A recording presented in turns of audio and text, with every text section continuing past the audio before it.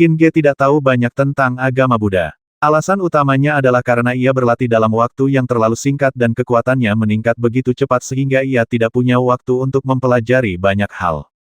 Meskipun dia membaca banyak buku di paviliun seni bela diri keluarga Zheng, kebanyakan buku tersebut adalah tentang jimat dan formasi, dengan referensi sesekali tentang pemanggilan. Dia tidak pernah mempelajari agama Buddha. Oleh karena itu, ia tidak merasakan apapun tentang meditasi hening itu. Tetapi Vajra yang jahat mengetahui Zen untuk tetap diam. Berlatih meditasi hening, sederhananya, adalah menutup mulut dan tidak berbicara. Namun tidak berbicara bukan berarti Anda tidak dapat berbicara. Bukan berarti Anda tidak bisa berlatih. Sederhananya, orang menggunakan seluruh waktu dan upaya yang mereka habiskan untuk berbicara guna berlatih. Tentu saja tidak hanya itu saja, masih ada misteri lain di dalamnya, kalau tidak, mereka yang bisu itu semua akan menjadi tuan. Bagi mereka yang melakukan meditasi hening, semakin lama ia berdiam diri, semakin tinggi pula kekuatannya. Begitu dia membuka mulutnya, setiap kata yang diucapkannya memiliki kekuatan besar. Yang paling penting adalah bahwa serangan semacam ini dapat langsung menusuk ke jantung Anda dan merusak keyakinan yang Anda pegang dalam hati Anda. Seseorang telah kehilangan semua kepercayaannya. Bagaimana cara menyimpan? Sekalipun dia hidup, dia tidak lebih dari sekadar mayat berjalan. Ada pula legenda yang mengatakan bahwa tingkatan tertinggi dalam berlatih meditasi hening adalah mampu berlatih hingga apa yang diucapkan menjadi kenyataan, yang setara dengan apa yang dikatakan itu benar. Pria di depannya, Jiusan, telah berlatih meditasi hening selama 100 tahun. Orang bisa membayangkan betapa dahsyatnya hal itu. Oleh karena itu, King Kong yang jahat berubah warna. Qin Ge menyadari perubahan ekspresinya dan langsung teringat pada relik tersebut, dan menjadi lebih waspada. Perubahan ini terjadi dalam sekejap. Jiusan membuka mulutnya, tetapi karena sudah lama tidak berbicara, ia tampaknya kehilangan kemampuan untuk berbicara. Setelah mencoba beberapa kali, Jiusan akhirnya mengucapkan kata pertama, San. Arti baik adalah baik. Begitu kata baik keluar, serangan pun datang. Ketika Qin Ge mendengar ini, seluruh tubuhnya menegang dan dia merasakan sakit yang tajam di sekujur tubuhnya. Bahkan keyakinannya yang kuat di dalam hatinya pun terguncang. Melihat hal ini, Kuye tidak terburu-buru untuk bertindak. Bahkan lelaki tua bertubuh pendek di kejauhan pun menonton dan meluangkan waktu untuk memulihkan diri dari luka-lukanya. Tubuhnya sangat kuat, jadi lebih sulit untuk pulih, dan dia tidak memiliki nasi gigi naga seperti Qin Ge. Jiusan melangkah maju, menggenggam kedua tangannya, tampak seperti seorang pria yang memiliki pencerahan mendalam. Setelah mengucapkan kata pertama, Jiusan berbicara tanpa hambatan apapun, dan berkata sambil berjalan Buddha suci, aku tidak tahu dendam apa yang dimiliki Yu Shuang dan Yang Tian terhadapmu, tetapi kamu bersikeras membasmi mereka. Tidakkah kamu tahu bagaimana cara menyelamatkan mereka jika kamu bisa? Pikiran Qin Ge terguncang, dan dia menggelengkan kepalanya dengan keras, sambil berteriak bodoh amat John denganmu, biksu tua, mulutmu bau. Mengapa aku membasmi mereka bukankah kamu baru saja melihatnya apakah kamu tidak mendengarnya? Buddha suci, biarkanlah hamba menjadi buta dan tuli. Bodoh amat John denganmu, Buddha suci. Qin Ge dipenuhi dengan niat membasmi. Jiusan menambahkan saya juga sangat berduka cita atas kematian Di King, tetapi barang-barang yang tidak memiliki pemilik di dunia ini telah dimiliki oleh orang-orang yang mampu sejak zaman dahulu. Tidak dapat dihindari bahwa akan ada korban saat merampasnya. Saya harap Anda memaafkan saya. Meskipun Yang Tian, Yu Shuang dan yang lainnya melakukan kesalahan, kejahatan mereka tidak dapat dihukum mati. Tetapi Anda membasmi mereka dengan kejam. Itu benar-benar kejam. Sang Buddha suci berkata bahwa kita harus bermurah hati. Mereka yang tidak mati harus mati. Anda harus membayarnya dengan nyawa Anda. Kata-kata ini bergema di udara, dan tidak ada angin di udara. Wajah Qin Ge menjadi pucat, dan dia merasa sangat tidak nyaman di dalam hatinya. Dia tidak tahu serangan macam apa ini, tetapi dia tahu bahwa serangan ini sangat kejam. Bahkan jika dia memiliki tubuh sekuat senjata Tao, dia tidak dapat menghentikannya. Metode biksu itu bahkan lebih aneh daripada metodeku. Qin Ge tetap pada niatnya semula, ingin menekan hasrat membasmi yang bergolak dalam dirinya, karena samar-samar ia menduga bahwa biksu tua itu berusaha mencampur-adukan antara benar dan salah, padahal ia sudah melihat jelas semuanya, agar dapat membangkitkan hasrat membasminya. Meskipun dia tidak tahu metode serangan selanjutnya, Qin Ge tidak ingin mengikuti jalan yang telah direncanakannya.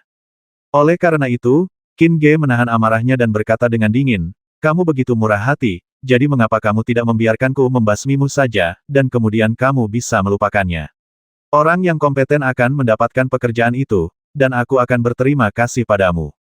Dewa mengawasi apa yang kita lakukan, dan Buddha berada di atas kita. Wajah Jiusan tidak menunjukkan kesedihan atau kegembiraan, dia benar-benar tampak seperti seorang Buddha yang telah mencapai pencerahan. Dia berbicara perlahan, tetapi suaranya seperti lonceng yang keras, dan setiap suku kata yang meledak di udara memiliki kekuatan misterius untuk membimbing jiwa. Yang Tian dan Yu Wushuang tidak terlibat dalam kematian di Qing. Bagaimana kalau kau memberiku sedikit muka dan mengembalikan tubuh mereka yang terluka kepadaku? Berapa harga wajahmu? Buddha suci, wajahku tidak bernilai uang, tapi karena tidak ada gunanya membagi uang, maka diamlah. Qin Ge dapat melihat apa yang sedang direncanakan Jiusan. Jiusan tahu betul bahwa dia tidak akan menyerahkan Yang Tian dan Yu Wushuang, tetapi Jiusan bersikeras mengatakan ini, hanya untuk memancing niat membasminya. Mengatakan bahwa Jiusan memiliki persahabatan dengan Yang Tian dan Yu Wushuang, itu sama sekali tidak masuk akal. Jika mereka benar-benar memiliki persahabatan, dia akan berdiri ketika dia menangkap keduanya sebelumnya. Mengapa dia harus berpura-pura seperti itu sekarang? Namun, pemahaman adalah satu hal dan fakta adalah hal lain. Niat membasmi Qin Ge tidak bisa lagi ditekan. Qin Ge mencoba yang terbaik untuk melatih dua keterampilan tempur terakhir dari lapisan meridian untuk mengalihkan perhatiannya. Adapun yang lainnya, ketakutan di wajah dan hati mereka berangsur-angsur memudar setelah mendengar kata-kata Jiusan. Sebaliknya, mereka digantikan oleh tekad. Mereka semua merasa bahwa apa yang dikatakan Jiusan masuk akal dan benar. Bahkan Bing Er dan yang lainnya tampak sedikit bingung. Si Raja Kong orang pembawa sial itu telah berjaga-jaga sepanjang waktu. Tiba-tiba dia mengeluarkan suara gemuruh yang keras, dan cahaya Buddha jahat ditambahkan ke tubuhnya, membangunkan Tuan Yu dan yang lainnya. Semua orang terbangun, ketakutan, dan dengan cepat menggunakan metode mereka sendiri untuk melawan. Meskipun serangan balik Raja Kong yang jahat cukup efektif, kekuatannya hanya dapat memengaruhi Bing Er dan yang lainnya. Dia sama sekali tidak dapat membantu Qin Ge. Qin Ge hanya dapat mengandalkan dirinya sendiri. Jiusan tetap tenang dan terus melangkah maju. Tentu saja dia tidak akan diam. Dia telah menutup mulutnya selama 100 tahun dan baru saja membuka mulutnya. Bagaimana dia bisa tetap diam? Ia menambahkan Buddha suci, mohon berbelas kasih. Jika para pendonor masih menyimpan dendam, saya dapat menebus kesalahan mereka atas nama mereka, dan hanya meminta mereka mengembalikan tubuh mereka yang cacat. Hahaha. Qin Ge tertawa terbahak-bahak. Niat membasminya semakin kuat, keterampilan tempur ke-17 di tingkat meridian mencapai kesempurnaan, energi pembasmi melonjak di titik akupuntur Tiansu. Qin Ge menatap Jiusan, yang berhenti sejenak ketika kakinya mendarat di tanah. Kau akan menebus kesalahanmu pada mereka. Ya, Sang Buddha suci mengasihaniku, aku bersedia. Hahaha, bukannya aku meremehkanmu, tapi kau tidak mampu membayar kejahatan ini. Qin Ge berkata dengan sangat mendominasi, dengan niat membasmi yang meluap. Dia berkata dengan dingin, namun, jika kau benar-benar ingin meminta maaf, kau bisa. Potong lidahmu dan biarkan Buddha sucimu berlutut di hadapanku. Mungkin aku akan mempertimbangkannya. Jiusan ingin memancing niat membasmi Qin Ge, dan Qin Ge menggunakan caranya sendiri untuk membalas, juga ingin membuat Jiusan marah. Wajah Jiusan memang muram, dan para pengikut Buddha itu bahkan lebih marah, dan gumaman mereka menjadi lebih cepat dan lebih keras. Jiusan, yang tidak berbicara selama 100 tahun, tidak mudah marah. Ia melanjutkan, kamu hampir membasmi Yu Wushuang. Jika kamu membasmi Yang Tian, kamu akan mendapat masalah saat kembali ke wilayah Sekte Matahari di masa mendatang. Jika kamu bersedia menyerahkan tubuhmu yang cacat, aku ingin menjaminmu atas nama Buddha suci bahwa masalah ini berakhir di sini dan Sekte Matahari tidak akan menyerangmu lagi. Berapa nilai jaminan Anda? Qin Ge bertanya sambil mencibir. Jiusan telah belajar dari pengalaman sebelumnya dan tidak menjawab pertanyaan itu. Ia melanjutkan dengan tatapan ramah, kamu telah melakukan kejahatan yang keji dan sudah berdiri di tepi jurang. Buddha suci, jika kamu dapat meletakkan pisau jagalmu, aku bersedia membantumu menjadi seorang Buddha, K$Su. Setiap kata dan setiap kalimat meledak di udara. Qin Ge merasakan perubahan aneh, menyebabkan perubahan misterius di dunia. Cahaya saleh muncul samar-samar di mata puluhan ribu orang. Ekspresi mereka sangat serius. Beberapa orang telah berkata, Tuan Jiusan benar-benar baik hati. Dia masih membujuk Ibel seperti itu untuk menjadi baik. Ibel pembasmi, mengapa kau tidak menyerahkan diri? Berbagai kata-kata yang menentang Qin Ge datang silih berganti, dan para pengikut Buddha berteriak serempak, letakkan pisau jagal, dan jadilah Buddha di sini. Letakkan pisau jagal, dan jadilah Buddha di sini. Teriakan terus-menerus membantu kekuatan Jiusan untuk berbicara, dan tekanan Qin Ge berlipat ganda. Yang paling mengejutkannya adalah puluhan ribu orang dari berbagai alam, keluarga, dan sekte, termasuk orang-orang yang baru saja dibawa, semuanya berteriak bersama, taruh di pisau jagal dan jadilah Buddha di tempat. Dengan kemampuan Qin Ge, tentu saja dia bisa melihat bahwa orang-orang itu tidak menganggap perkataan Jiusan masuk akal dan benar-benar yakin. Meskipun sebagian besar dari mereka memiliki hati yang penuh dendam terhadapnya dan ingin segera membasminya, tidak semuanya. Bagaimanapun, kekuatan pembasminya masih memiliki efek jera. Namun sekarang mereka berkata serempak bahwa biksu tua yang tidak berbicara selama 100 tahun ini pasti telah menggunakan suatu cara. Belum lagi yang lainnya, melihat bagaimana kerasnya perlawanan Evil King Kong, Tuan Yu dan yang lainnya sudah cukup menjadi buktinya. Metode Buddha ini lebih menakutkan daripada metode saya mengubur benih. Pikiran Qin Ge dipenuhi dengan niat membasmi, tetapi dia tidak lagi menghadapi Jiusan. Dia mencoba menekan niat membasminya dan menenangkan pikirannya. Dia tersenyum tipis dan berkata, "Biksu tua, apakah kamu punya ibu?" Ekspresi Jiusan membeku. Ini adalah pertama kalinya ekspresinya berubah seperti ini setelah dia berbicara. Jiusan adalah orang yang sudah menduga bahwa Qin Ge akan membuat masalah, jadi dia mengabaikannya dan melanjutkan, "Jika kamu tidak percaya padaku, aku bersumpah darah bahwa Sekte Matahari dan keluarga Yu tidak akan bisa menyentuhmu." Qin Ge punya ide sendiri dan mengabaikannya. Dia berkata pada dirinya sendiri, "Kemana rambutmu pergi?" Tanpa menunggu Jiusan menjawab, dia melanjutkan, "Mengapa kamu botak? Rambutmu diberikan oleh orang tuamu, mengapa kamu ingin memotongnya? Dalam hatimu, siapa Buddha atau ibumu jika Buddha adalah Buddha? Apa maksud ibumu yang melahirkanmu dan membesarkanmu? Jika ibumu adalah Buddha, kamu dapat menghancurkan semua yang telah diterima orang tuamu, jadi bagaimana kamu bisa tulus kepada Buddha? Kamu menghancurkan ibumu demi Buddha. Apakah kamu benar-benar baik atau hanya orang baik yang palsu? Menurutku, kamu hanyalah keledai botak yang tidak mengenali orang tuanya. Jika ada Buddha yang nyata, beraninya mereka menggunakan orang sepertimu. Ini benar-benar omong kosong. Namun, di telinga Jiusan, itu bukan seperti angin yang berlalu tanpa meninggalkan jejak, tetapi menimbulkan gelombang yang tak berujung di dalam hatinya. Ini adalah pertama kalinya dia mendengar kata-kata seperti itu dari ibunya dan Buddha suci, dan untuk sesaat dia tidak dapat memahaminya. Setelah berpikir beberapa detik, Jiusan masih tidak tahu harus berkata apa. Ketika Qin Ge hendak mengatakan sesuatu yang lain, Jiu Guan tiba-tiba memuntahkan darah. Tiba-tiba suara sang Buddha berhenti. Nyanyian dan sorak-sorai puluhan ribu orang terhenti. Baik Kuye maupun lelaki tua pendek itu mengerutkan kening. Tekanan pada King Kong yang jahat sedikit berkurang karena muntahan darah Jiusan. Perasaan akan datangnya badai di hati Qin Ge juga sedikit melemah. Karena alasan ini, dia tidak bisa menahan diri untuk tidak tercengang. Dia tidak pernah menyangka bahwa omong kosongnya akan memiliki efek seperti itu dan bahkan dapat menyebabkan kerugian bagi seorang master seperti Jiusan. Sebenarnya, inilah sebabnya Qin Ge tidak memahami metode kultivasi Buddha. Selain latihan dan keterampilan bertarung, penting juga untuk mengolah pikiran. Hati ini bukanlah hati dunia manusia, juga bukan hati yang baik atau hati yang buruk, juga bukan hati orang lain, tetapi hati agama Buddha, hati mereka sendiri. Apa misteri Buddha dan misteri Zen itu, hanyalah apa yang mereka pikirkan dalam hati mereka. Tepat pada saat ini, kata-kata Qin Ge sedikit mengguncang hati Jiusan, jadi hasil ini terjadi. Meskipun Qin Ge tidak tahu mengapa, dia tahu bahwa ini akan menyakiti Jiusan, dan itu sudah cukup. Mata Qin Ge berputar beberapa kali, dan beberapa kata muncul di benaknya, serta teori 5 elemen Yuan Jun. Dia langsung mendapat ide, dan dengan cepat mengerahkan kekuatan mentalnya, dan berkata, "Biksu tua, dikatakan bahwa pengikut Buddha tidak makan daging. Kamu benar-benar tidak pernah makan daging." Jika dulu, Qin Ge tidak akan mendapat sepatah kata pun dari Jiusan ketika dia menanyakan pertanyaan ini, tetapi pada saat ini, Jiusan, yang masih memiliki perbedaan antara ibunya dan Buddha suci di dalam hatinya, benar-benar menjawab tanpa berpikir, "Tentu saja tidak." "Benarkah apakah kamu pernah makan rumput liar atau minum ramuan?" "Tentu saja aku punya." "Bagus. Aku pernah baca di buku kalau bangkai manusia dan binatang buas semuanya akan berubah jadi tanah dan menjadi nutrisi, yang bisa membuat rumput liar tumbuh lebih subur. Semakin makmur tempatnya, semakin besar kemungkinan ada mayat. Alasan rumput liar bisa tumbuh adalah karena mereka menyerap nutrisi yang diubah dari bangkai. Jadi, apa bangkai ini daging?" Dan bagaimana kamu bisa yakin bahwa rumput liar yang kamu makan tidak menelan nutrisi bangkai? Hal yang sama berlaku untuk ramuan yang digunakan untuk memurnikan ramuan.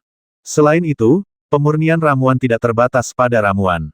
Itu juga bisa dibuat dengan pil dan tulang binatang buas. Apa ini daging juga? Karena kamu mengakui bahwa kamu telah memakan rumput liar dan meminum ramuan, bagaimana kamu bisa mengatakan bahwa kamu tidak makan daging? Karena itu, aku katakan bahwa kamu adalah keledai botak yang munafik. Karena kamu munafik, bagaimana kamu bisa tulus kepada Buddha jika kamu tidak tulus? Beraninya kamu mengaku sebagai inkarnasi Buddha suci. Engah. Jiusan memuntahkan seteguk darah lagi. Dia ingin membantah, tetapi dia tidak punya cara untuk membantah atau membantah. Dia benar-benar tidak berani mengatakan bahwa rumput liar yang dimakannya tidak menyerap nutrisi dari mayat, terutama ketika dia pernah terluka parah dan menelan rumput aneh yang tumbuh di medan perang kuno. Rumput itu mengandung 100% nutrisi yang diubah dari mayat. Begitu kata-kata Sang Buddha terdengar, dia terkejut lagi, dan darah mengalir dari sudut mulutnya. Bagaimanapun, kali ini, Qin Ge menggunakan kekuatan mentalnya. Qin Ge sangat terhibur dengan ini dan berkata, juga, ajaran Buddha mengatakan untuk tidak dekat dengan wanita. Keledai botak, apakah kamu pernah dekat dengan wanita? Semoga dewa memberkatimu, aku tidak akan pernah dekat dengan wanita.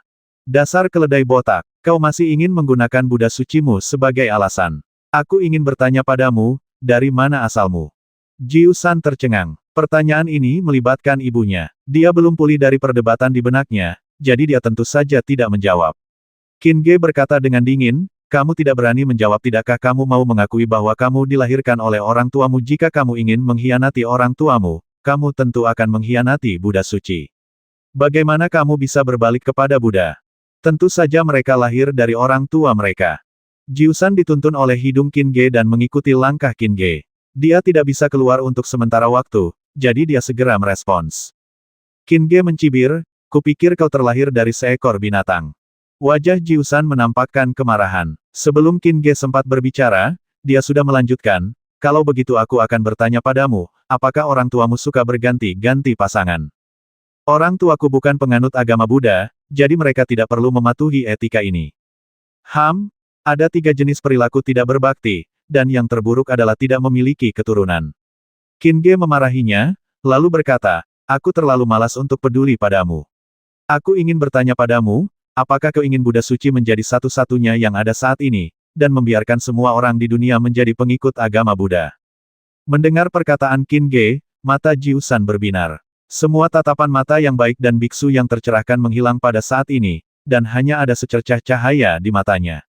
Biarkan Buddha suci menjadi satu-satunya eksistensi, dan biarkan semua orang di dunia menjadi pengikut agama Buddha.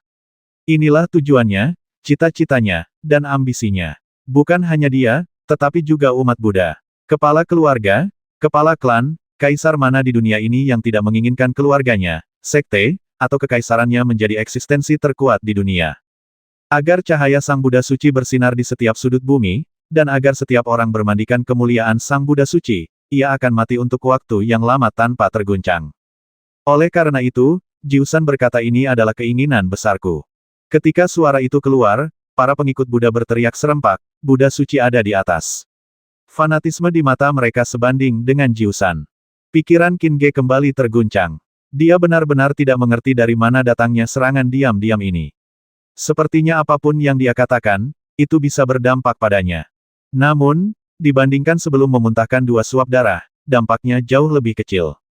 Qin Ge mencibir dan berkata, jika kamu benar-benar mewujudkan ambisi ini, maka kamu akan menjadi orang berdosa terbesar di dunia ini. Yang disebut Buddha suci yang menyebalkan adalah eksistensi yang paling tidak pantas di dunia, bahkan lebih buruk dari Ibel.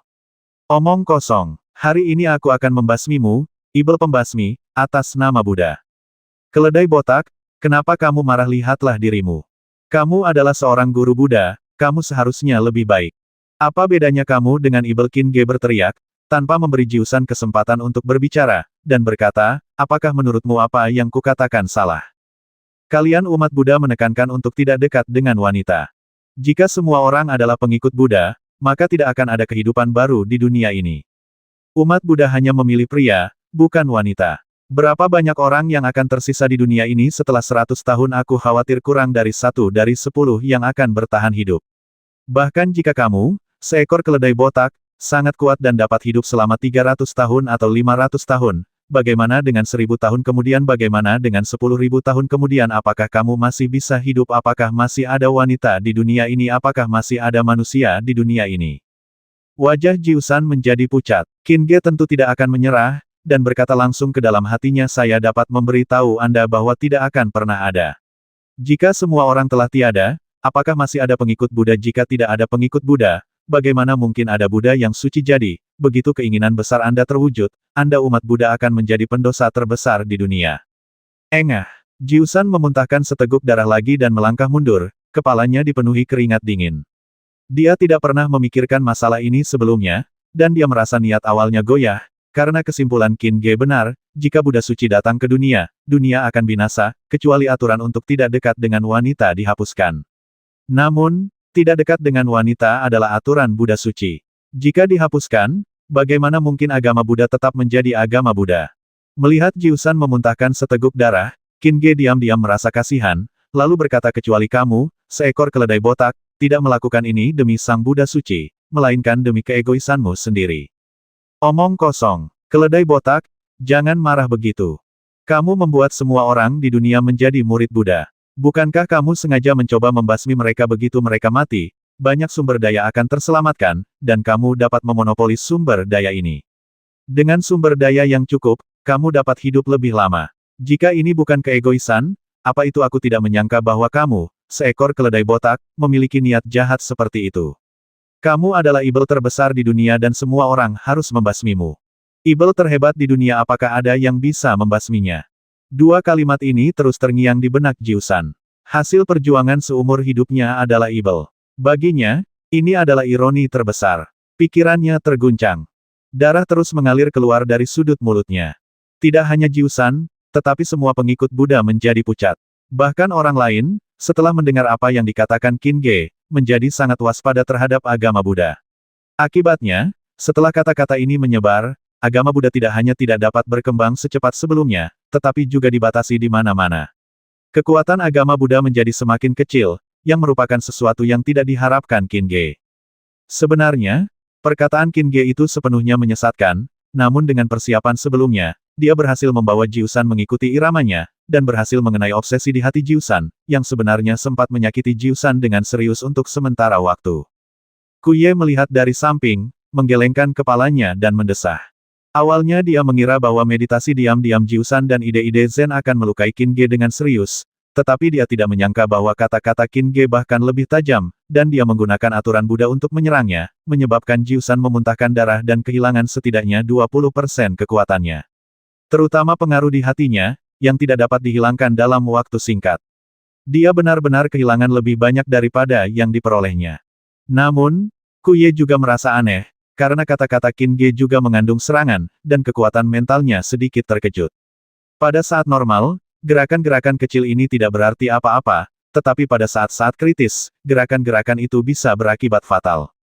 Kuye tidak dapat mengerti dari mana Qin Ge mendapatkan metode seperti itu, yang tidak jauh lebih rendah daripada meditasi Buddha dengan berdiam diri. Meskipun dia tidak mengerti, Kuye tetap waspada terhadap serangan Qin Ge. Qin Ge juga tidak menyadari bahwa Kuye telah menemukan sesuatu dari kartu trufnya. Melihat Jiusan masih belum sadar, Kuye menghela napas lagi. Ia tahu bahwa kata-kata seperti itu paling-paling hanya akan membingungkan beberapa pengikut Buddha yang tidak terlalu kuat, dan mereka dapat dibangunkan dengan omelan langsung.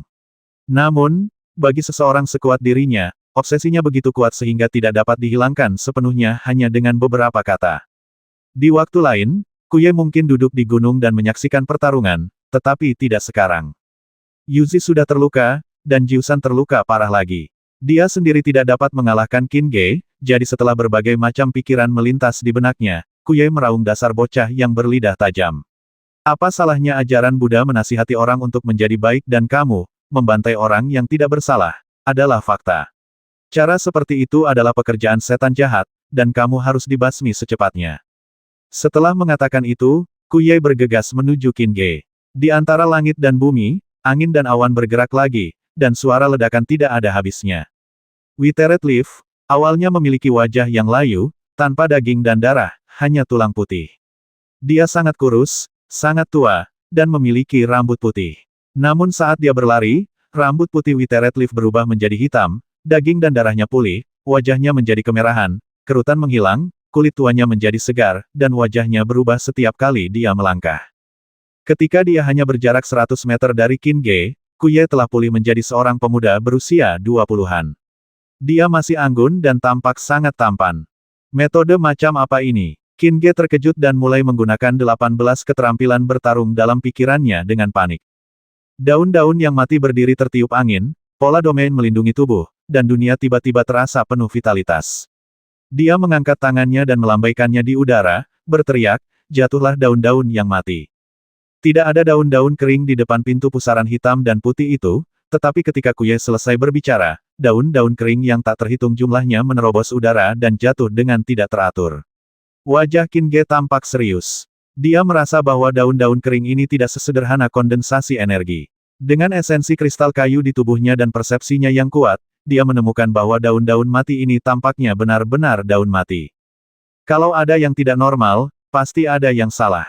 Qin Ge berteriak, melompat ke udara, dan meninju dengan sekuat tenaga. Ketika Qin Ge melesat ke udara, naga-naga ungu dan hijau yang tidak jauh dari sana juga ikut bergoyang, melesat ke udara, dan membubung tinggi ke angkasa. Bahkan naga emas milik Kurcaci Yu juga ikut bergerak.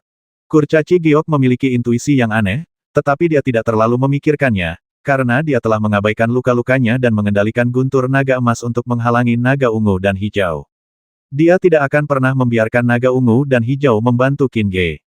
Sebenarnya, Qin Ge tidak pernah memikirkan bantuan naga ungu dan hijau, tetapi naga ungu dan hijau bergerak bersama tubuhnya, yang membuatnya terkejut. Namun, sekarang bukan saatnya untuk mempedulikannya. Ketika Qin Ge melompat ke udara, ia merasa sangat halus. Namun, dalam jarak 100 meter, ia merasakan tekanan berat datang ke arahnya. Saat daun-daun mati jatuh semakin rendah, tekanan itu seperti air laut, menenggelamkan seluruh tubuh Qin Ge. Daun-daun kering itu masih berputar dan beterbangan. Tampaknya tidak ada hubungan di antara keduanya. Namun, ketika kekuatan mental Qin Ge menyebar, dia bisa merasakan ada hal-hal seperti garis yang menghubungkan daun-daun mati yang sangat kacau ini. Hubungan ini mengubah daun-daun yang jatuh ini menjadi jaring. Suatu jaringan yang sama sekali tidak sederhana. Karena Qin Ge samar-samar merasakan keberadaan suatu formasi di dalam. Meskipun tahu itu sulit, Qin Ge tetap berlari maju sambil berteriak, hancurkan. Dia meninju sekuat tenaga, mengerahkan tenaga dan tenaga dari segala arah, dan menggunakan kekuatan tangan kirinya, dia menghantam dedaunan yang mati. Jaring daun mati bergetar hebat, dan banyak daun mati pecah. Suara benturan dan ledakan terdengar di udara, yang sangat keras. Namun, jaring daun mati itu tidak pecah sama sekali, dan Qin Ge masih terperangkap di udara. Kuye melihat bahwa serangannya telah menjebak Qin Ge, tetapi dia tidak santai. Dia sangat serius, tetapi dia tidak peduli di permukaan. Dia berkata dengan percaya diri, tidak peduli seberapa kuatnya kamu, selama kamu jatuh ke dalam perangkap Kuyeku, tidak ada cara bagimu untuk bisa keluar. Bagaimana mungkin segerombolan daun patah dapat menjebakku jika aku tidak dapat mematahkannya dengan satu pukulan? Aku akan memukulnya 10 kali, 100 kali, 1000 kali. Saat dia berbicara, Qin Ge sudah mulai menyerang dengan panik. Energi yang tersimpan dalam token Patriark selama hampir 3 tahun telah mencapai tingkat yang mengerikan. Meskipun tingkat energi itu tidak lagi sebaik tingkat energi baru Qin Ge, itu tidak boleh diremehkan. Selain itu, beras gigi naga terus-menerus disempurnakan, jadi untuk jangka waktu tertentu, dia tidak perlu khawatir tentang energi sama sekali. Dengan setiap pukulan, energi langit dan bumi dimobilisasi dengan setiap pukulan, banyak daun mati hancur berkeping-keping dengan setiap pukulan, energi langit dan bumi menjadi kacau, yang mengintensifkan pergerakan jaringan daun mati, dan stasiun pusaran hitam dan putih di depan juga berubah. Akan tetapi, hampir tidak seorang pun menyadarinya saat ini. Permukaan daun-daun yang mati masih mengendur. Begitu daun-daun yang mati itu meledak, daun-daun mati yang baru segera menggantikannya, terus mempertahankan kekuatan jaring daun-daun yang mati itu. Namun, daun-daun yang mati itu tahu betul bahwa mereka tidak mengendur. Jika mereka digantikan oleh Panglima Perang biasa, bahkan Panglima Perang Bintang 9, mereka akan ditutupi oleh jaring daun-daun yang mati itu. Sebelum daun-daun yang mati itu bisa jatuh sepenuhnya, mereka akan terbelah menjadi jutaan keping dan tidak akan memiliki kesempatan untuk bertahan hidup. Namun, tubuh Qin Ge terlalu kuat, begitu kuatnya sehingga serangan yang menusuk tubuhnya tidak dapat menembus sama sekali. Kuye menghela napas, kamu telah memahami hal itu dan memasuki tingkat Dao tubuh. Kamu memang luar biasa. Kalau tidak, dengan energimu, tidak cukup bagimu untuk bersikap sombong. Aku pasti sudah menghukummu mati sejak lama. Sebuah pikiran melintas di benaknya. Melihat Qin Ge masih mengamuk, Ku Ye berteriak, Jiu San, kau ingin membasmi ibel jahat ini, mengapa kau tidak bangun saja? Bangunlah dengan cepat dan basmi dia. Kebaikan. Jiu San mengangkat kepalanya, masih dalam keadaan linglung, dan saat dia melihat Qin Ge terjebak, dia melesatkan niat membasmi. Qin Ge mendengar ini dan berkata di tengah-tengah pukulannya yang keras keledai botak, kamu sendiri adalah ibel, bagaimana kamu bisa membasmi ibel? Lalu seranglah hatinya yang sebenarnya, maka dia akan bingung dan terpesona oleh niat membasminya. Ku Ye mengumpat dalam hatinya, tetapi dia harus terus membantunya melepaskan ikatan itu, dan berkata ada lebih dari 3.000 pengikut Buddha di sini, apakah kamu ingin melihat mereka mati di tangan orang ini? Hahaha, mereka semua adalah ibel masa depan. Buddha suci, aku akan menghancurkan ibel demi Buddha, apa salahnya keledai botak? Apakah kau ingin membantu kekuatan ibel? Qin Ge mengucapkan kata-kata ini tanpa berpikir sama sekali. Dia mengatakan apapun yang ada di pikirannya, yang membuat pikiran Jiu San semakin bingung. Ku Ye tahu bahwa Jiu San telah berjalan menuju jalan buntu, dan berteriak lagi Jiu San, disinilah mutiara Qian Kun berada. Di balik gerbang pusaran hitam dan putih, ada sumber daya yang tak terhitung jumlahnya. Apakah kamu tidak ingin memilikinya? Sang Buddha suci berkata bahwa uang adalah sesuatu yang berada di luar tubuh seseorang, jadi mengapa seseorang harus memilikinya dengan paksa? Sang Buddha suci juga berkata bahwa seseorang harus berbelas kasih dan tidak melakukan pembasmian. Sang Buddha suci juga berkata bahwa jika dia tidak masuk neraka, siapa lagi yang akan masuk? Jadi, Sang Buddha suci, dasar keledai botak, basmi saja dirimu sendiri. Qin Ge mengatakan apapun yang ada dalam pikirannya. Dia tidak peduli apakah itu benar-benar dikatakan oleh Sang Buddha suci atau tidak. Dia hanya harus mengatakan semuanya atas nama Sang Buddha suci. Ketika Jiu San mendengar kata-kata ini, dia memuntahkan seteguk darah keempat dengan embusan. Menghadapi serangan gencar Qin Ge, Ku Ye merasakan tekanan yang lebih besar. Dia hanya seorang ahli perang bintang 3 dan belum menyadari hal itu. Dia tidak dapat menciptakan situasi yang benar-benar luar biasa terhadap Qin Ge. Di kejauhan, kurcaci giok masih bertarung dengan naga ungu dan hijau. Keraguan Ku Ye muncul kembali di benaknya. Bagaimana mungkin Qin Ge, seorang panglima perang, bisa mempertahankan keberadaan jangka panjang tempat kedua naga itu bertransformasi? Lagi pula, pola domain panglima perang hanya secara otomatis menyerap energi antara langit dan bumi. Namun dia masih belum sespiritual Sansong. Terutama karena Qin Ge terjebak dalam jaring daun-daun kering, bagaimana dia bisa melakukannya? Mungkinkah dia bukan seorang panglima perang? Pikiran ini tiba-tiba terlintas di benak Ku Ye, dan dia benar-benar mempercayainya secara samar, karena dia merasa Qin Ge dapat memahami hal itu dan mengembangkan tubuh fisiknya ke tingkat Dao.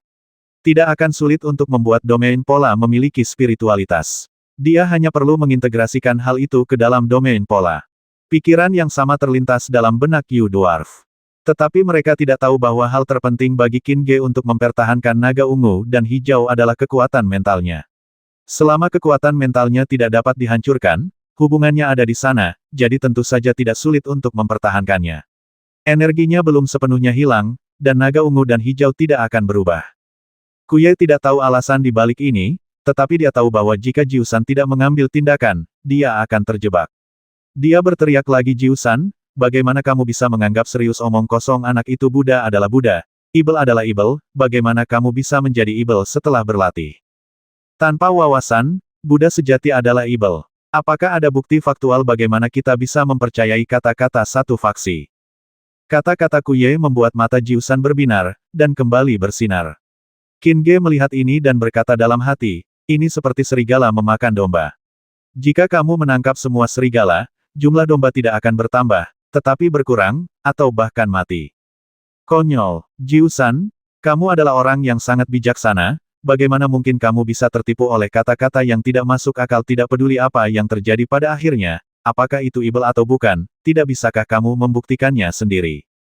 Ledakan, kata-kata ini terngiang di benak Jiu San seperti lonceng. Jiu San terbangun dan berpikir, benar atau tidak, aku harus melihatnya dengan mata kepalaku sendiri. Bagaimana aku bisa mempercayainya hanya dengan mendengarnya Buddha suci ada di atas, tetapi aku terobsesi dengan penampilan. Pada saat yang sama, Jiu San meneriakkan sebuah kata, San. Qin Ge terkejut, dan tahu bahwa tidak mungkin menakut-nakuti Jiusan dengan kata-kata. Jiusan pasti akan mengambil tindakan, dan dia harus segera pergi. Meskipun setelah mengetahui kekuatan tubuh tingkat Dao, dia yakin bahwa dia dapat menggunakan segala cara untuk menghadapi sekte perang tingkat rendah, tetapi menghadapi dua sekte perang akan menjadi situasi hidup dan mati. Pada saat itu, seluruh tubuh Qin Ge ditutupi kabut darah. Jiusan mengeluarkan jimat, mengaktifkannya, dan menembakkannya ke Qin Ge. Buddha suci. Jiusan memegang jimat dan menyerang Qin Ge. Qin Ge diselimuti kabut darah dan aura pembasmi langsung membumbung ke langit. Ketika kabut darah menyebar ke daun-daun yang mati, daun-daun yang mati itu terkikis satu demi satu. Meskipun jaring formasi itu tidak rusak, kekuatannya sangat melemah. Daun-daun yang mati merasakan hal ini, dan melihat Jiusan mengambil tindakan secara langsung, mereka tidak lagi ragu-ragu. Dengan sebuah pikiran, daun-daun mati yang tak terhitung jumlahnya berhenti berjadewa dan saling tumpang tindih, menjadi satu. Dalam sekejap, ia terbentuk menjadi sehelai daun. Dan daun ini bukan lagi daun mati, melainkan daun hijau dengan vitalitas tak berujung. Hijau dan penuh vitalitas. Meskipun tidak ada daun-daun mati yang tak terhitung jumlahnya dan jaring formasi, daun-daun hijau yang menggantikannya 10 kali lebih kuat. Qin Ge tidak menunggu kabut darah mengembun dan meninju dengan sekuat tenaga, tetapi dia gagal menghancurkan daun-daun hijau itu. Tekanan dari dedaunan hijau itu lebih dari sekadar gunung yang menekan kepala seseorang. Bahkan fluktuasi yang ada di seluruh tubuh terasa sedikit tidak nyaman. Qin Ge tahu betul bahwa tubuhnya yang seperti senjata tingkat Dao hanya ada karena fluktuasi aneh itu. Jika fluktuasi aneh itu hancur, tubuhnya tidak akan lagi menjadi pendukung. Dia kemudian melepaskan beberapa pukulan berturut-turut dan menyatukan semua kekuatan mentalnya ke dalam daun hijau. Selain itu, saripati kristal kayu di titik akupuntur Tianqi menimbulkan keinginan untuk memakan daun hijau tersebut sesegera mungkin. Tentu saja Qin Ge tidak bertindak berdasarkan dorongan hati. Jika dia benar-benar ingin menelan daun hijau itu, dan daun yang mati itu menghancurkannya, dia akan hancur berkeping-keping. Namun, dalam jangka pendek, Qin Ge benar-benar tidak dapat berbuat apa-apa terhadap Greenleaf. Pada saat ini, suara Jiusan berseru lagi, basmi prajna yang jahat, kunci jantungnya. Rune itu meledak. Tidak ada suara yang memekakkan telinga, atau fluktuasi apapun, tetapi 4 kata Zuxie Prajna melayang di udara dan terus berubah menjadi 4 cahaya keemasan. Keempat cahaya keemasan itu membentuk lingkaran cahaya dan langsung menyelimuti Qin Ge. Buddha suci, jika engkau tidak meletakkan pisau jagalmu, kapankah engkau akan melakukannya? Jiusan berbicara dengan sangat agung, dan setiap kata yang diucapkannya penuh dengan kekuatan. 3.000 murid Buddha itu kembali melantunkan nama Buddha secara serempak, dan di tengah gemuruh nama Buddha, lingkaran cahaya itu menjadi semakin mengecil. Qin Ge merasa energinya tidak terbatas, dan kekuatan mentalnya dapat dimobilisasi, tetapi ada rintangan yang tak terhitung jumlahnya dalam pikirannya, seolah-olah ada miliaran bintang yang menekan hatinya, mencegahnya untuk berpikir sama sekali. Saat celah menyempit, tekanan mental menjadi lebih berat. Qin Ge punya firasat bahwa begitu celah itu benar-benar diperkecil dan pikirannya terkunci, dia akan menjadi mayat berjalan, yang akan lebih buruk daripada kematian. Jiusan menyerang dari hati dan pikirannya, sementara Kuye menyerang dari daging dan darahnya. Kekuatan kedua serangan itu saling tumpang tindih, menggandakan efeknya dan saling merespons. Daun-daun hijau itu telah membebaninya sehingga tubuhnya bungkuk, membuatnya semakin sulit baginya untuk menghadapi serangan mental itu. Mata Qin Ge membelalak saat mendengar kata-kata Jiusan. Jiusan mengabaikannya dan berkata, kamu adalah seorang jenius yang langka di dunia. Kamu pasti akan melakukan sesuatu yang luar biasa di masa depan. Mengapa kamu begitu keras kepala? Perkataan Jiusan membuat celah itu kembali mengecil. Qin Ge menggigit lidahnya, menangkis dedaunan hijau dengan tangan kirinya, dan meninju lubang itu dengan tangan kanannya. Namun, tangan kanan meninju keluar tanpa menemui halangan apapun, dan lubang itu tidak terpengaruh sama sekali. Dirindukan, situasi Qin Ge menjadi lebih berbahaya, dan kekuatan naga ungu dan hijau sangat melemah, dan mereka ditekan oleh kurcaci giok dan naga emas gunturnya.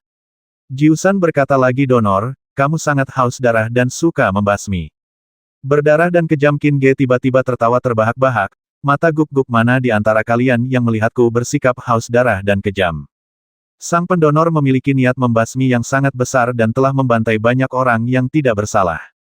Ribuan mayat di sini semuanya dibasmi oleh sang pendonor. Jika ini bukan tindakan yang haus darah dan kejam, apalagi yang dapat dilakukan sang pendonor dewa sedang mengawasi.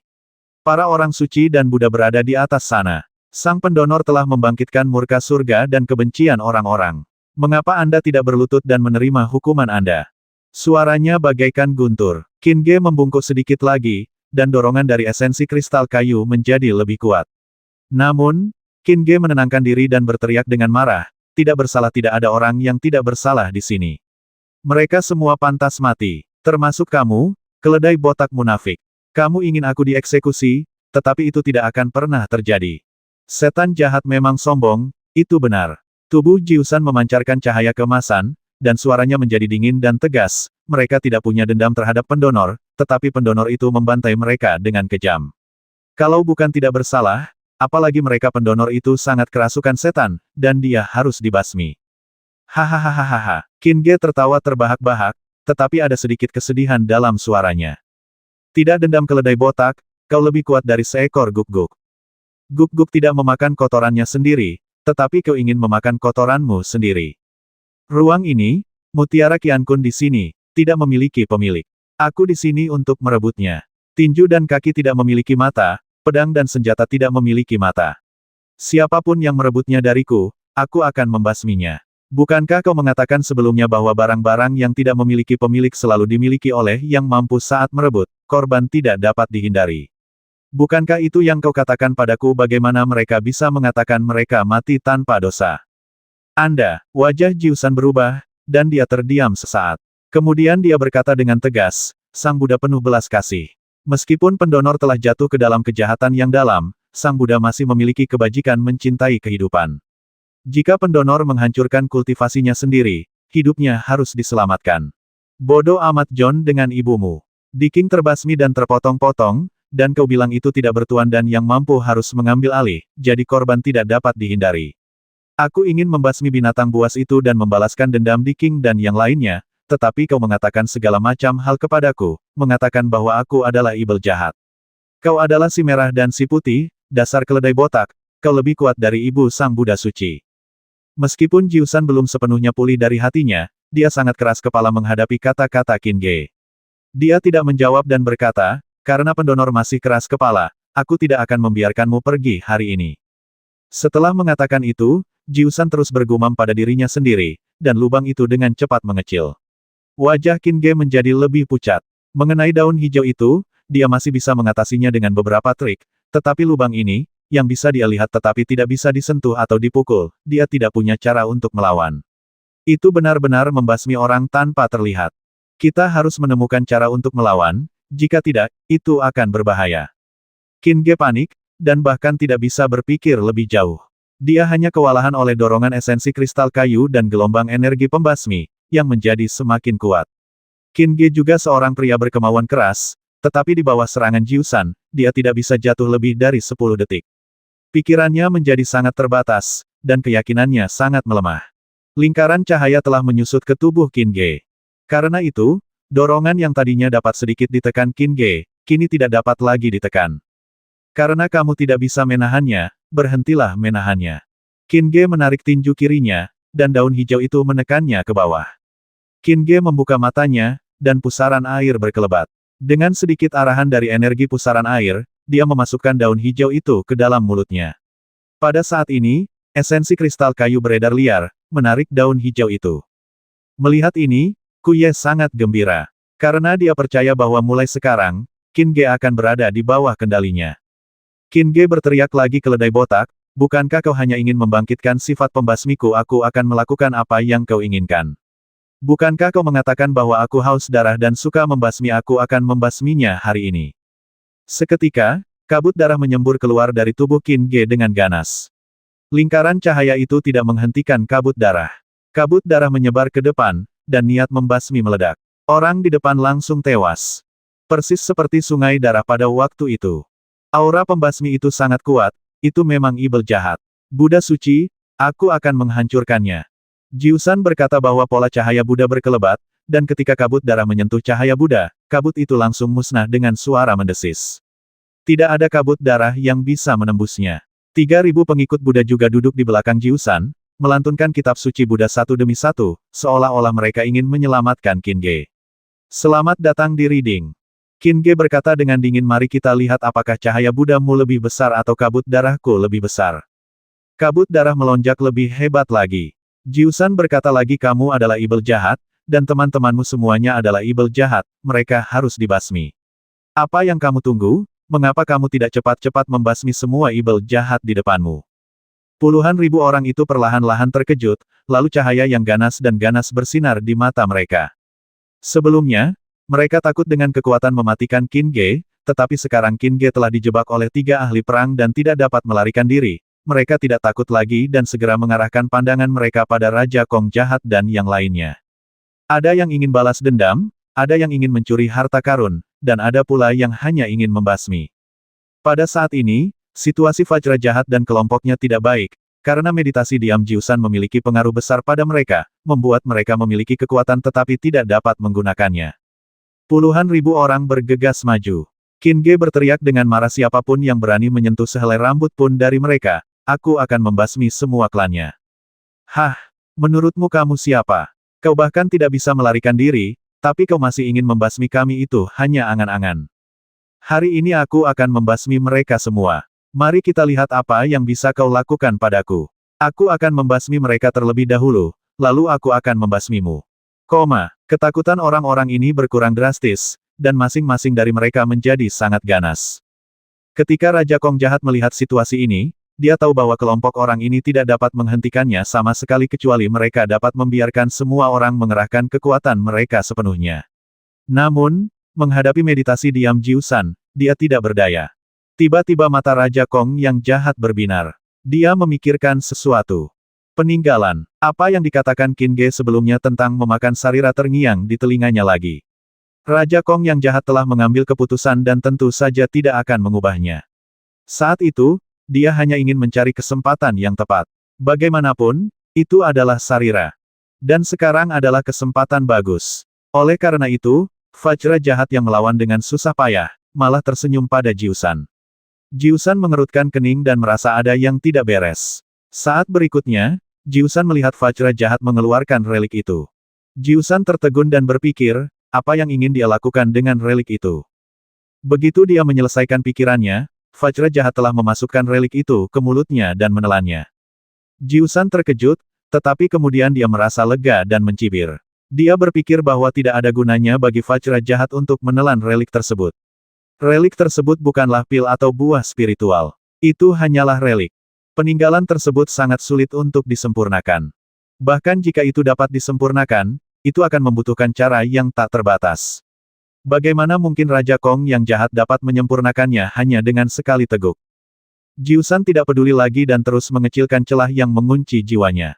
Namun, Jiusan masih merasakan kekhawatiran di hatinya, seolah-olah sesuatu yang serius akan terjadi. Dia menatap Qin Ge, berpikir bahwa Qin Ge telah terperangkap sepenuhnya dan telah menelan daun hijau itu, jadi tidak mungkin sesuatu akan terjadi padanya. Pada saat ini, terdengar suara embusan yang teredam, dan tubuh Jiusan terkejut. Dia mendongak dengan cepat dan melihat penampakan Buddha suci muncul di tubuh Fajra yang jahat, memancarkan cahaya Buddha yang cemerlang, dan kekuatannya terus berkembang. Jiusan melihat ini dan awalnya tidak tahu harus berbuat apa. Tiba-tiba dia teringat pada relik itu. Meski kuat dan tenang, wajahnya berubah drastis dan dia berkata, tidak mungkin. Walaupun diteriakkan dengan cepat, namun ketiga kata itu tetap saja mengandung kekuatan yang sangat besar, apalagi jika ditujukan kepada King Kong yang jahat, kekuatannya menjadi lebih besar lagi. Sebelumnya, 3 kata Jiusan ini sudah cukup untuk membuat King Kong yang jahat muntah darah dan bahkan pingsan. Namun, pada saat ini, King Kong yang jahat tidak terpengaruh sama sekali. Kekuatan 3 kata itu memantul kembali dan mengenai Jiusan. Wajah Jiusan menjadi pucat, dan situasi ini semakin membuktikan dugaannya. Dugaannya adalah bahwa Fajra jahat telah memurnikan relik tersebut. Benar-benar memakannya dan menyerah pada bagian itu. Apa yang dianggap Jiusan mustahil ternyata benar-benar terjadi dan suasana hatinya hancur lagi. Bagaimana ini bisa terjadi, bagaimana dia bisa menelan relik itu? Pikiran gila Jiusan terus berlanjut, tujuan utamanya menyerahkan relik tersebut adalah untuk membuat Fajra jahat tunduk pada relik tersebut, dan seharusnya berhasil, tetapi karena suatu alasan, Fajra jahat malah berhasil lepas. Saat itu dia tidak mau bicara, dan tidak mau berkelahi dengan Qin Ge. Selain itu, dia ingin menggunakan relik itu untuk melakukan sesuatu. Kedua, dia bisa mengeluarkannya kapan saja. Oleh karena itu, karena berbagai alasan, Jiusan membiarkan Vajra jahat mengambil relik itu. Tetapi dia tidak menyangka bahwa dia tidak bisa mendapatkannya kembali sekarang. Peninggalan Buddha sangat langka, dan meskipun Anda hanya mendapatkan satu, kerugiannya akan sangat besar. Jiusan merasa bersalah. Namun, kekuatan Raja Kong yang jahat meroket. Begitu dia menelan relik itu, energi di tubuhnya mulai bersirkulasi, dan Buddha suci yang telah dia makan di Kastil Yunluo menunjukkan kekuatannya, dan relik itu segera disempurnakan. Relik itu berisi energi esensial, kondisi pikiran yang solid, dan sebagainya dari Guru Buddha. Pada saat ini, semuanya diwarisi oleh Vajra jahat dan diintegrasikan ke dalam daging, darah, lautan Qi, meridian, dan sebagainya, yang langsung menembus layar Kaisar Perang dan memasuki wilayah Panglima Perang. Vajra yang jahat menjadi lebih hikmat dan bermartabat. Ketika Jiusan melihat cahaya Buddha yang lebih murni dari cahayanya sendiri, ia menjadi marah dan memuntahkan darah lagi. Ia berteriak, "Cepat, datang bersama. Basmi dia, basmi dia." Puluhan ribu orang terkejut dan segera bertindak. Bahkan 3.000 pengikut Buddha semuanya bergegas menuju Vajra jahat untuk membasminya. Vajra jahat berubah wujud menjadi Buddha, dan memancarkan cahaya Buddha kemana-mana. Kekuatan meditasi hening yang telah lama dipraktikkannya hampir tidak berdampak atau membahayakan dirinya, Tuan Yu, Yuan Chen, Bing Er, dan yang lainnya, dan ia memperoleh kembali kebebasannya. Seketika, Tuan Yu menarik talinya, Yuan Chen menjelma menjadi siluman darah, Bing Er mengorbankan api yang, Ling Ruoxuan memanggil beruang bumi, rok bersayap emas, dan kera raksasa terbang untuk menyerang bagian depan, sementara Lu Liangzong dan yang lainnya juga bersama-sama melancarkan serangan balik. Ledakan. Di tengah ledakan yang tak henti-hentinya, terdengar pula teriakan yang tak terhitung jumlahnya. Vajra jahat melawan 3.000 pengikut Buddha sendirian. 3.000 pengikut Buddha membentuk formasi untuk menyerang, sambil menggumamkan sesuatu. Namun, menghadapi Vajra jahat yang menjelma sebagai Buddha yang agung dan suci, mereka merasa tertekan di dalam hati mereka. Dalam sekejap mata, Evil King Kong telah naik ke level Panglima Perang Bintang 3. Karena Jiusan terganggu oleh Vajra jahat yang memakan relik tersebut, lingkaran cahaya tersebut memperlambat laju penyusutannya. Kabut darah Qin Ge menjadi lebih pekat dan menyerbu ke arah puluhan ribu orang. Jiusan buru-buru memblokirnya dengan cahaya Buddha, tetapi tidak dapat memblokirnya sepenuhnya. Namun daun-daun yang mati tidak panik sama sekali. Kurcaci Giok juga menekan naga ungu dan hijau dan maju ke garis depan. Ketiga Panglima Perang mengepung Qin Ge, memperlakukannya sebagai seseorang yang tidak punya kekuatan untuk melawan. Kurcaci Yu berkata Qin Ge ini telah menghancurkan kekuatan tak tertandingi keluarga Yuku dan membasmi banyak orang di keluarga Yuku. Aku pasti akan membawanya kembali ke keluarga Yuku untuk menerima keputusan keluarga Yuku dan membuatnya berharap dia tidak bisa hidup atau mati. Soal apakah dia bisa hidup atau mati, aku punya cara terbaik untuk menghadapinya. Akan lebih baik jika aku membawanya pergi. Aku berjanji tidak akan pernah membiarkannya muncul di dunia ini lagi. Kata Kuye dengan sangat serius. Jiusan menangkupkan kedua tangannya dan berkata, Buddha suci, setan jahat ini harus dibasmi oleh umat Buddha. Ketiganya mengatakannya secara terpisah, menolak untuk menyerah sama sekali, berlomba-lomba untuk membasmi Qin Ge. Qin Ge mendengarkan mereka, dan sudut mulutnya terangkat dengan seringai. Pemberantasan roh jahat bukan hanya urusan sekte Buddha Anda. Roh jahat harus dibasmi oleh semua orang. Tentu saja, keluarga Yu saya tidak keberatan untuk melakukannya. Kurcaci Giok menekan naga ungu dan hijau, berdiri di atas guntur naga emas, dan berbicara dengan benar. Garis miring titik-titik koma. Kuye tersenyum dan berkata, Kurcaci Yu benar. Jiusan, kamu tidak benar-benar akan berkultivasi menjadi ibel jahat, kan? Sudah ada sedikit tanda serangan dalam kata-kata Kuye. Sebelumnya, dia membantu Jiusan untuk menyelesaikan masalah, hanya ingin menggunakan kekuatan Jiusan untuk mengendalikan Qin Ge bersama-sama. Sekarang Qin Ge terjebak, dan yang terpenting, dia telah menelan daun hijaunya yang terkena napasnya. Dia tidak lagi membutuhkan Jiusan, dan semakin lemah Jiusan, semakin baik. Tentu saja, dia harus memanfaatkan kesempatan untuk menyerang. Wajah Jiusan menjadi gelap dan dia berkata, Sang Buddha suci berada di atas kita. Siapapun yang berbicara omong kosong tentang Sang Buddha dianggap tidak menghormati Sang Buddha. Merupakan tanggung jawab setiap pengikut Buddha untuk membasmi kejahatan dan setan. Jika bukan umat Buddha yang menanganinya, siapa lagi yang dapat menanganinya? Hahaha. Qin Ge tertawa terbahak-bahak, dan mereka bertiga menatap Qin Ge. Qin Ge tertawa dan berkata, kalian semua orang munafik. Kalian hanya ingin mencuri tubuhku dan mencari tahu rahasia tubuhku. Kalian berbicara dengan sangat benar dan mengkhawatirkan dunia. Apakah kalian tidak takut disambar petir karena berpura-pura hebat? Mereka bertiga membeku. Memang, mereka hanya ingin mengambil kembali tubuh Qin Ge dan mempelajarinya dengan saksama.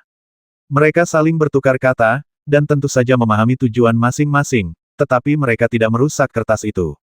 Namun sekarang, lapisan kertas ini telah dirusak oleh Qin Ge. Namun, mereka bertiga hanya ragu sejenak, tidak merasa malu sama sekali. Kuye tersenyum dan berkata, Qin Ge benar. Aku akan menjelaskan bahwa aku akan menjaga tubuhnya. Siapapun yang tidak menerimanya akan melawanku.